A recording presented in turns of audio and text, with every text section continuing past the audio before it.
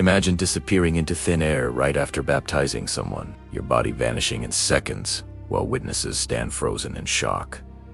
This isn't science fiction. This is what happened to Philip the Evangelist almost 2,000 years ago, and the evidence is stronger than you might think. Hey everyone, welcome back to the channel. Today we're diving into one of the most mysterious events recorded in ancient history, a teleportation that happened in broad daylight, with multiple witnesses. Before we get into this incredible story, I need to ask you something. If you want to see more content like this, hit that subscribe button right now. Seriously, it's the best way to support what we do here. And drop a comment below telling me what you think about this story. Now, let's get into it. Our story begins in the 1st century, around 35 AD, in the ancient land of Judea.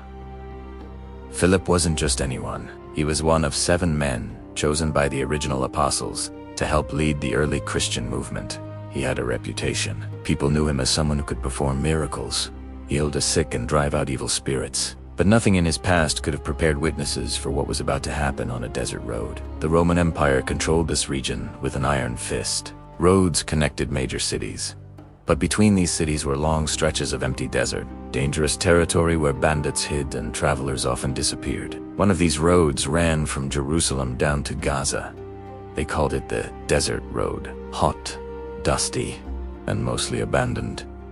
This is where our story takes place. Philip had been preaching in Samaria, a region north of Jerusalem. He had been drawing massive crowds. People were getting healed, demons were being cast out, and entire communities were turning to this new faith. Philip was at the height of his ministry.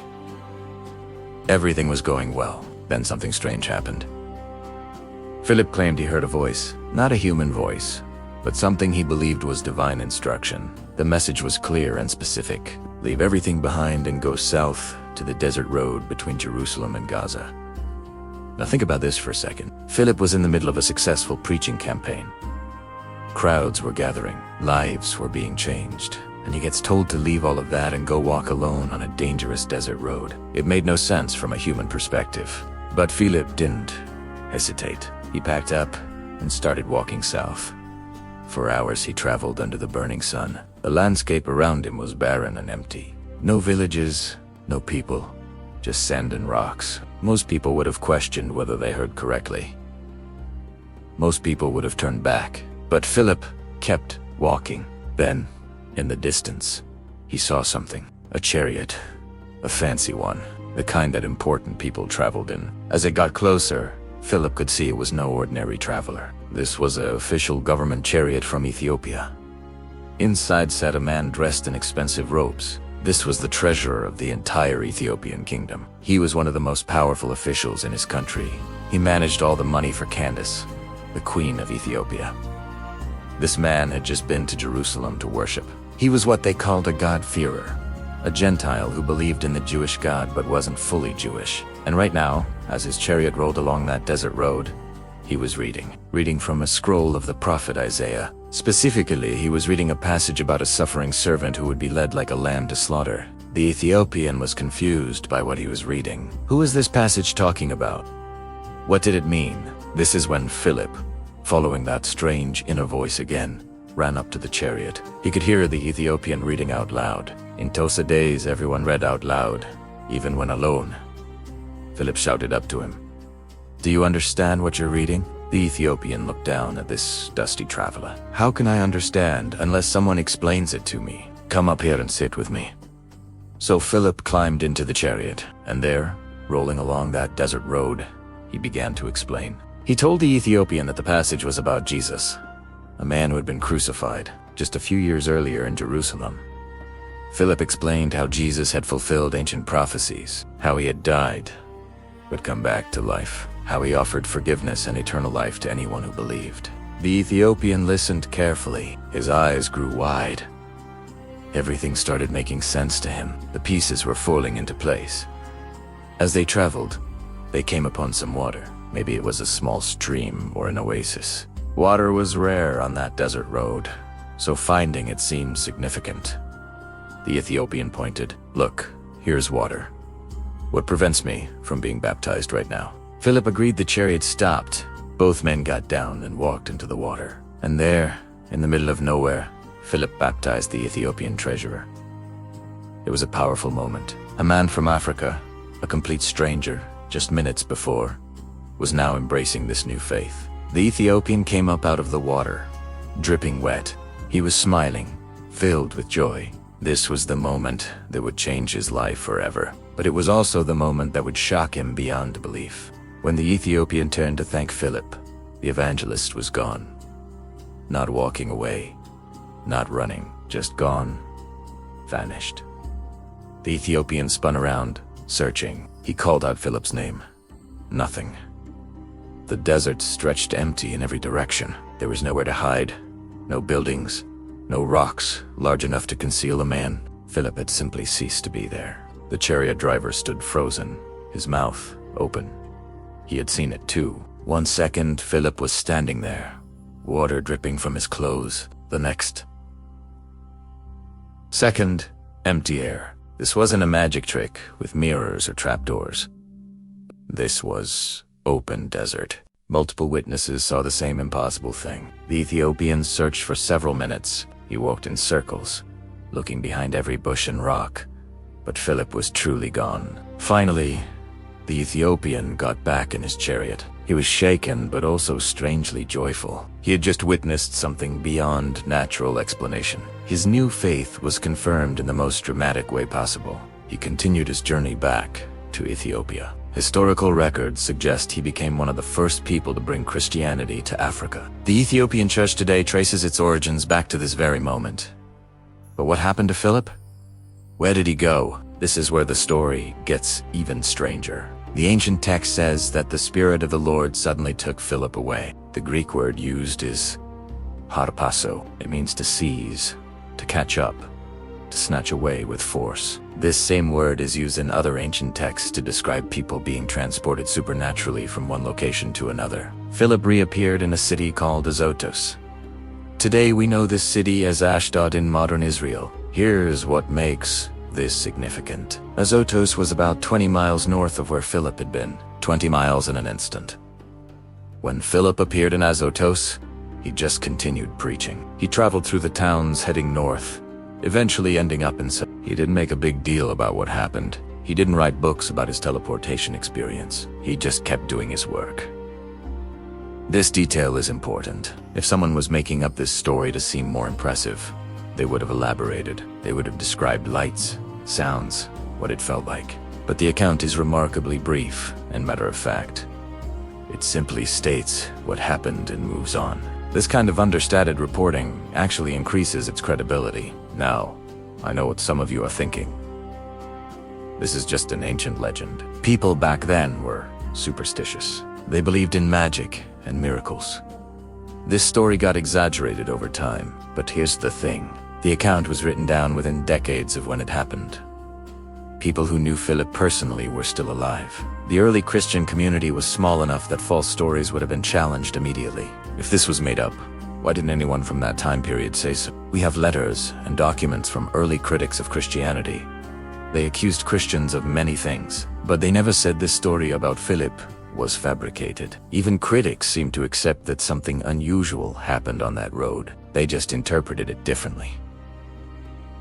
Some said it was sorcery. Others said it was demonic. But they didn't deny that witnesses reported Philip's disappearance. Let's also consider the psychological aspect. The Ethiopian treasurer had everything to lose by converting to Christianity. In his position, any strange religious behavior could cost him his job or even his life. Yet he went back to Ethiopia and apparently spread this faith. Would he have done that based on a lie or a misunderstanding? He was an educated man, literate, someone who traveled internationally. Not someone easily fooled. The chariot driver was also a witness. He had no reason to support a false story. He wasn't seeking attention or fame. His testimony is mentioned only briefly, but the fact that there were multiple witnesses matters. Group hallucinations of the same specific event are extremely rare, especially something as detailed as a person vanishing instantly. Scientists who study perception and memory tell us that when multiple people witness the same unusual event, their stories typically diverge in the details. But the accounts we have of Philip's disappearance remain consistent. He was there, then he wasn't. No one reported seeing him walk away or hide. he vanished. Now let's talk about the physics of what allegedly happened. Modern physics tells us that matter cannot be created or destroyed. The atoms that make up a human body can't just disappear. Or can they? Quantum physics has shown us that particles can behave in ways that seem impossible. Quantum entanglement allows particles to affect each other instantly across vast distances. Quantum tunneling lets particles pass through barriers they shouldn't be able to cross. Some physicists have theorized about quantum teleportation. Not of large objects yet, but the principle exists in particle physics. Information can be transmitted instantaneously from one location to another. Now, I'm not saying Philip's experience was quantum teleportation. I'm simply pointing out that our understanding of physics keeps revealing that reality is stranger than we thought. Things we once considered impossible turn out to be possible under the right conditions. A person from the 1st century seeing a smartphone would call it magic, but it's just technology based on natural laws they didn't understand yet. Could there be natural laws we still don't understand? Laws that might allow for instantaneous transportation under specific circumstances? The honest answer is we don't know. We can't rule it out completely, but here's what we can examine. The pattern of Philip's life before and after this event. Philip didn't suddenly become famous after this incident. He didn't start a teleportation ministry. He didn't charge money to tell his story. He simply continued his regular work of preaching and teaching. This is significant. If someone wanted attention or fame, they would milk an experience like this. They would make it their entire identity. Philip didn't. He settled in Caesarea and apparently lived there for years. We know this because about 20 years later, the Apostle Paul stayed at Philip's house. By that time, Philip had 4 daughters who were known for prophesying. He lived a normal family life. He raised children. He hosted travelers. He was part of a community. Does this sound like someone living a lie? Does this sound like someone who fabricated a miraculous story and built his life on deception? People who create false stories for attention typically can't maintain the deception for decades. They slip up. They get caught in contradictions. They change their story, but Philip's story remained the same, and the people who knew him best, who lived with him, never questioned it. Let's also consider what Philip had to gain versus what he had to lose. If he made up this story, he gained nothing. He didn't become wealthy.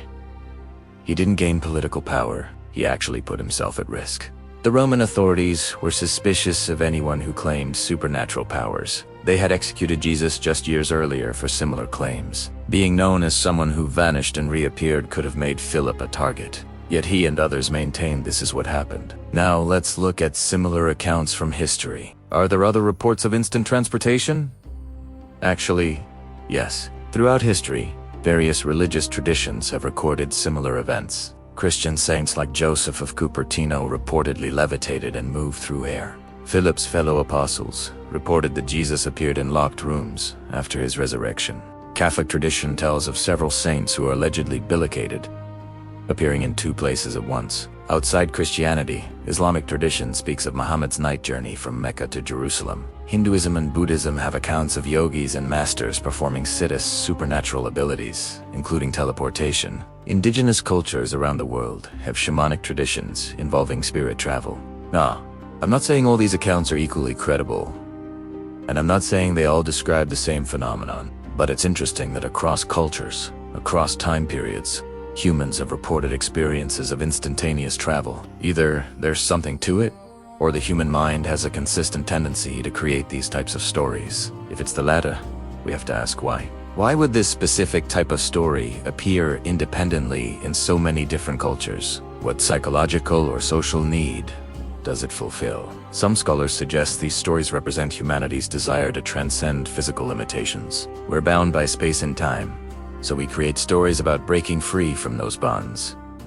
That's a reasonable theory, but it doesn't explain why specific individuals stake their reputations on claiming these. Experiences happen to them personally. Philip could have taught his message without claiming to teleport. In fact, his message would have been easier for people to accept without the weird teleportation part. Adding that detail only made his story harder to believe. So why include it if it didn't happen? The simplest explanation is that he included it because witnesses saw it and would have corrected the record if it was false. Let's examine the location where this happened. The desert road between Jerusalem and Gaza still exists. You can visit it today. It's still mostly empty desert. The geography matches the ancient descriptions perfectly. There really was water sources along this route, though they were rare. The distances mentioned in the account are accurate.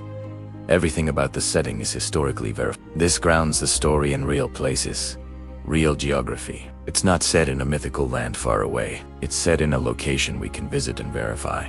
This is another detail that suggests authenticity. Made-up stories often use vague or mythical locations. Real events use specific, verifiable places. Consider also the character of the Ethiopian treasurer. He's described as a eunuch, which means he had been castrated. This was common for court officials in ancient kingdoms, ensuring they couldn't father children who might try to claim the throne. But here's the interesting part. Jewish law actually prohibited eunuchs from fully participating in worship. Yet this man had traveled all the way to Jerusalem to worship anyway. He was seeking God despite the barrier society put up. This detail is so specific and so unusual that it's hard to imagine someone making it up. Why create a character who was both a powerful treasurer and an excluded eunuch? Because that's who was actually there. The story includes awkward details that a fiction writer would probably leave out. This is what historians call the criterion of embarrassment. When an ancient account includes details that are awkward, embarrassing, or don't serve the narrative purpose, it suggests authenticity. People making up stories typically make them cleaner and simpler. Real life is messy and includes random details. This story has those random details. Now let's talk about what happened after Philip reappeared in Oz. The text says he preached in all the towns until he reached Cis. This was a journey of about 50 miles along the Mediterranean coast. Towns he would have passed through include Azotos, Jamnia, Lydda, and Joppa. Before reaching Cis, we have historical records of early Christian communities in all these cities. Tradition says Philip helped establish them. If Philip had just faked a teleportation, would he then immediately go to multiple cities where people could question him? Would he put himself in situations where his story could be challenged? Most con artists avoid scrutiny. They move on quickly before people can ask too many questions. Philip did the opposite. He stayed in the region. He became a known figure in these communities. He lived in Caesarea for at least 20 years. Plenty of time for his story to be investigated and debunked if it was false. But it never was debunked. Instead, it became part of the established history of the early Christian movement. Even secular historians from that era mention the rapid spread of Christianity. They note that believers claimed miraculous events. Critics at the time could have easily disproved these claims by interviewing witnesses. Jerusalem was a small city. The Christian community was even smaller. Everyone knew everyone.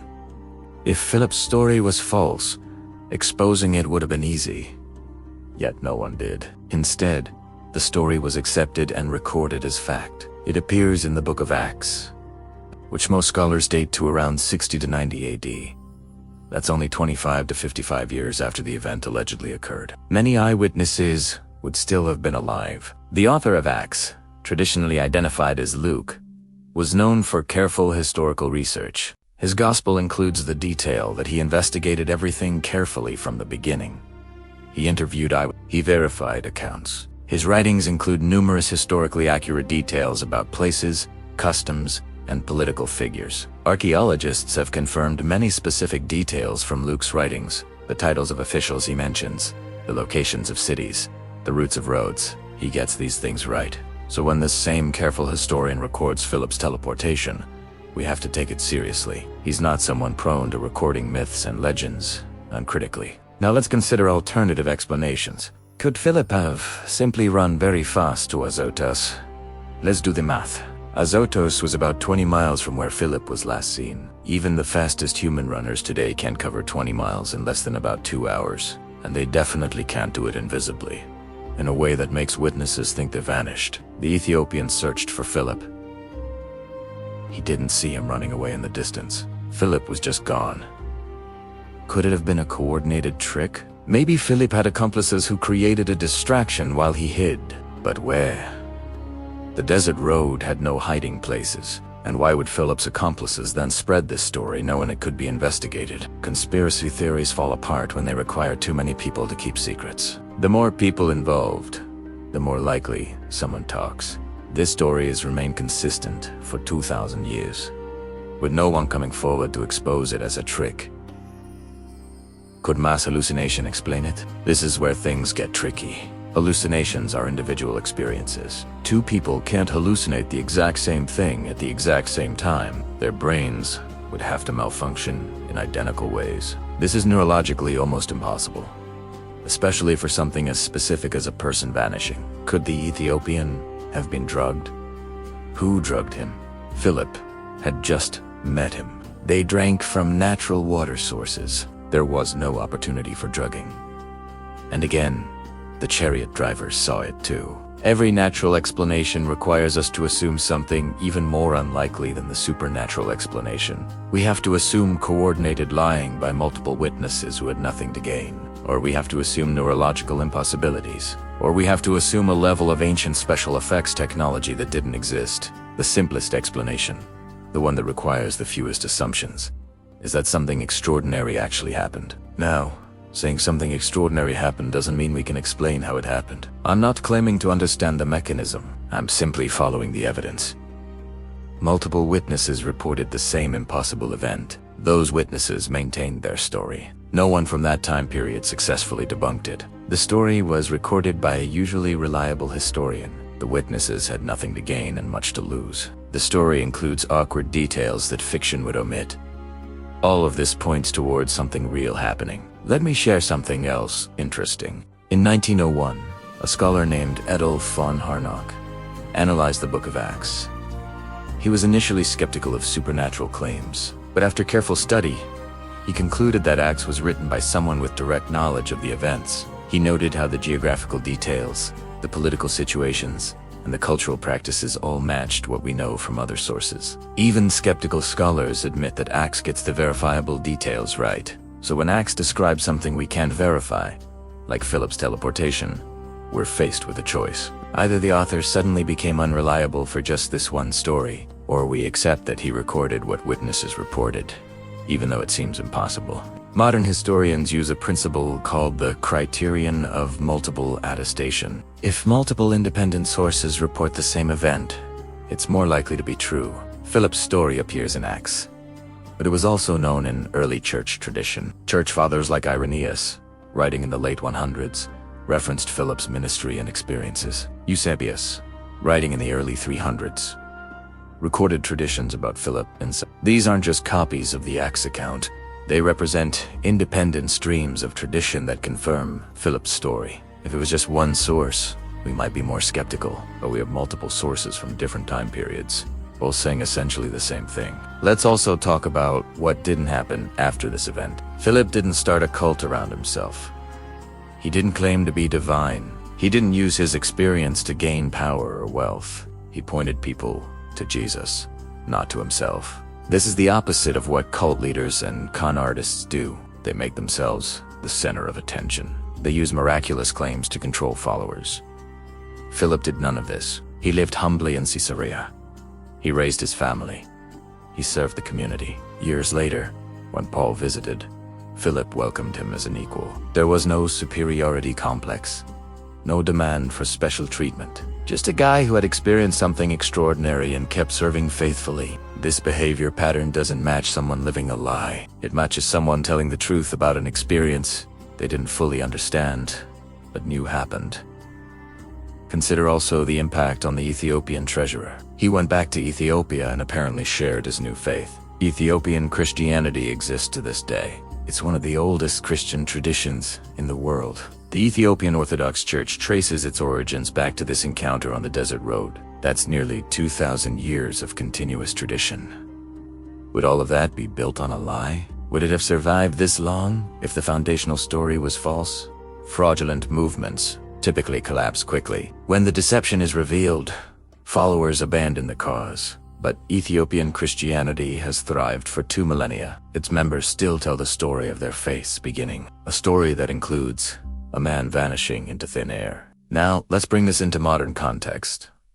What does Philip's experience mean for us today? First, it challenges our assumptions about what's possible. We live in a materialistic age. We assume that if we can't measure something in a laboratory, it's not real. But quantum physics has already shown us that reality is stranger than common sense suggests. Particles can be in 2 places at once. Information can travel faster than light under certain conditions. The universe is far weirder than we thought. Maybe there are aspects of reality we haven't discovered yet. Maybe consciousness or spirit interacts with matter in ways we don't understand. Philip's story doesn't require us to abandon science. It requires us to stay humble about how much we actually know. Second, it speaks to the nature of faith. The Ethiopian treasurer believed Philip's message before the teleportation happened. He asked to be baptized based on understanding and conviction. The miracle came after his decision, not before. This suggests that faith isn't primarily about witnessing miracles. It's about recognizing truth when you hear it. The Ethiopian recognized truth in Philip's explanation of Scripture. The miraculous confirmation came afterward. This challenges our modern expectation that we should see proof before believing anything. Sometimes understanding comes first, and confirmation follows. Third, Philip's story reminds us that life is more mysterious than we often admit. We want everything explained, categorized, and controlled. But some experiences defy explanation. Some events break our categories. And that's okay. We don't have to explain everything to acknowledge that it happened. The witnesses to Philip's disappearance couldn't explain it, but they knew what they saw. Sometimes testimony is enough, even without explanation. Let me address one more skeptical argument. Some people say that ancient people were just more gullible. They believed in miracles because they didn't understand science. But this doesn't hold up. Ancient people understood perfectly well that humans don't normally vanish into thin air. They understood cause and effect. They understood natural law just as well as we do for everyday events. They knew that water flows downhill, that fire burns, but dead people stay dead. When something violated these natural patterns, they recognized it as extraordinary, just like we would. The difference is that they didn't automatically reject extraordinary claims. They investigated them. They asked witnesses. They tried to verify, and when multiple witnesses confirmed the same impossible event, they accepted it. We could learn from that approach.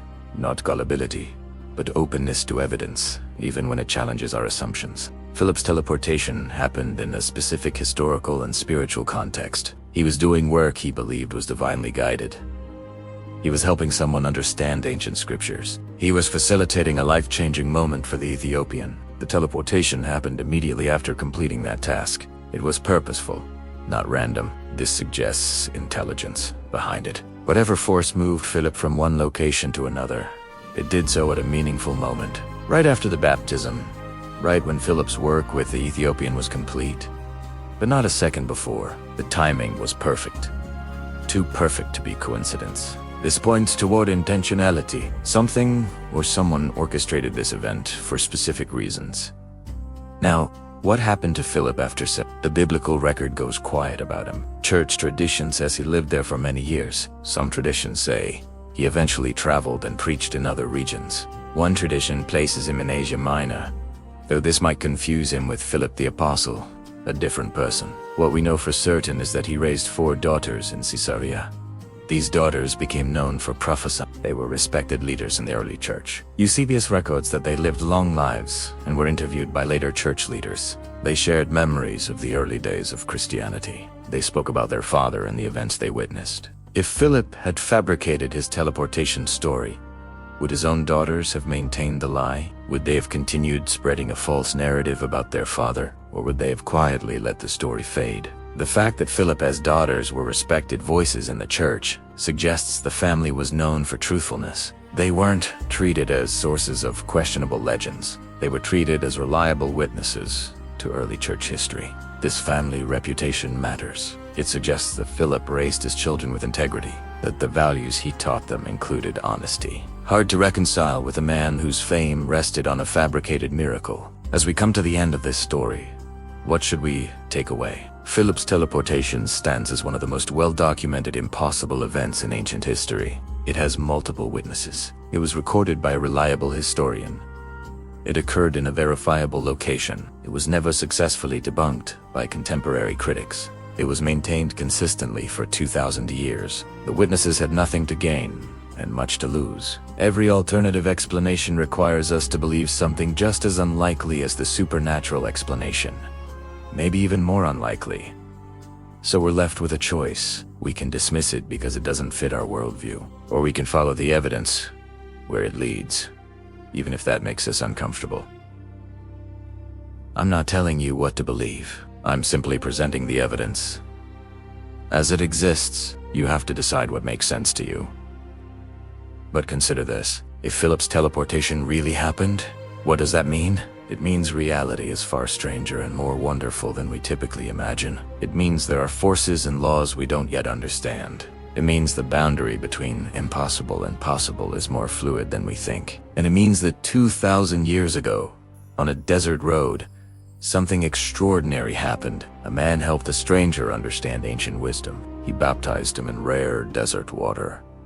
And then he vanished into thin air. The stranger went home and changed his nation. The man who vanished continued his work in a new city. Both lived the rest of their lives, knowing they had witnessed something beyond explanation, something that challenged everything they thought they knew about reality. Maybe that's the real message of Philip's story. Not that we should expect to teleport, but that we should stay open to mystery, that we should follow truth, even when it leads to uncomfortable places. That we should trust evidence, even when it challenges our assumptions. Philip didn't seek fame or fortune from his experience. He just kept serving, kept teaching, kept living faithfully. Maybe that's the example we need most. Not someone who uses the extraordinary for personal gain, but someone who experiences the impossible and responds with humility and continued service. That's the story of Philip's teleportation, a man who vanished instantly and reappeared miles away. A story that has survived 2,000 years of scrutiny. A story that still challenges us today. Thanks for watching. So what should we do with this strange story? First, examine your own motives when you pray. Are you genuinely seeking God's will?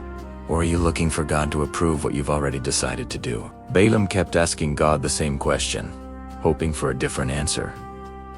This isn't prayer, it's manipulation. True prayer is, not my will, but yours be done. If God has already answered, accept it and move on. Don't keep pushing for what you want. Second, pay attention to obstacles and closed doors. When things keep going wrong, when doors keep closing, when circumstances keep preventing something, maybe God is trying to stop you. Balaam's donkey was an obstacle, but that obstacle was saving his life. Sometimes what feels like bad luck or frustration is actually God's protection. Third, be willing to speak truth, even when it's not profitable. Balaam eventually blessed Israel, even though it meant losing his payment. He could only speak what God gave him to speak. We need to speak truth, regardless of the financial or social cost.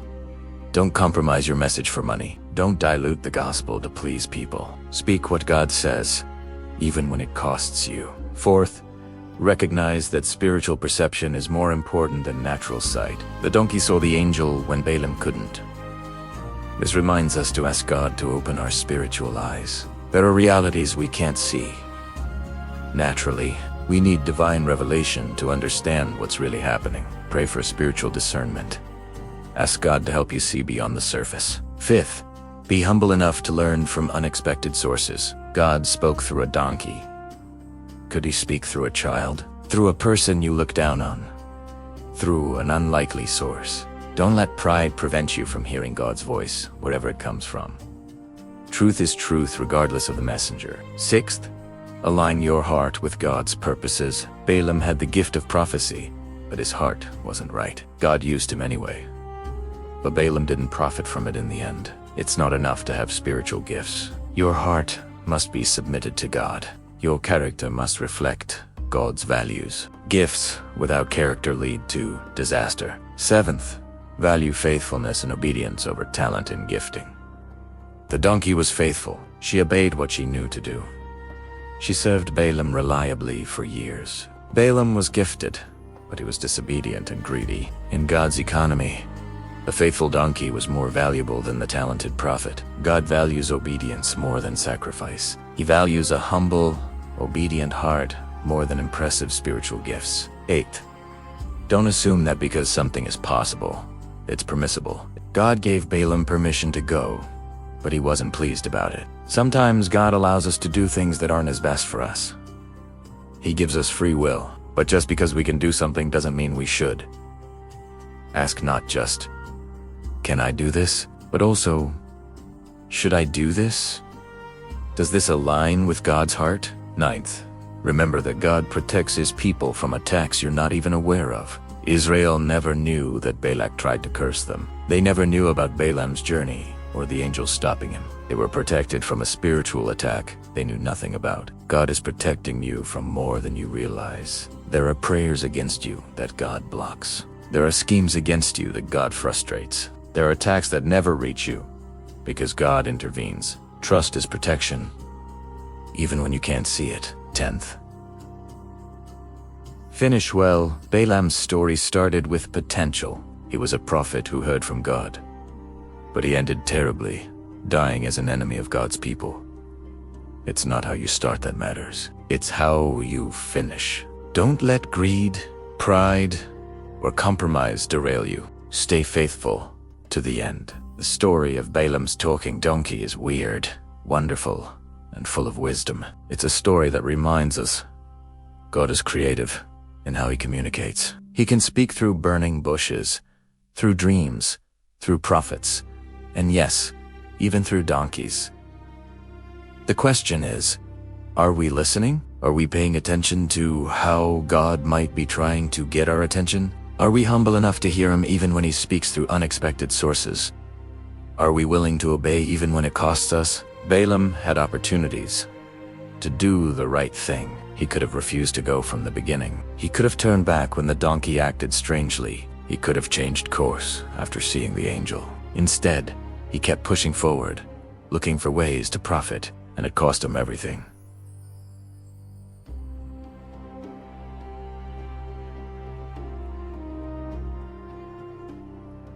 Don't make the same mistake. When God says no, accept it. When God puts obstacles in your path, pay attention. When God speaks truth through an unlikely source, listen. Your life, your destiny, your eternal soul might depend on it. If this strange and powerful story has impacted you today, I want you to do something for me right now. Hit that like button so I know this message reached you. Drop a comment below and tell me, what is the most surprising way God has ever gotten your attention? And if you haven't already subscribed, please click that subscribe button and turn on notifications. We share incredible biblical stories that challenge and inspire every single week. You don't want to miss what's coming next. Thank you so much for watching. And remember, God can speak through anyone or anything. Stay humble, stay listening, and stay obedient to his voice. God bless you, and I'll see you in the next video.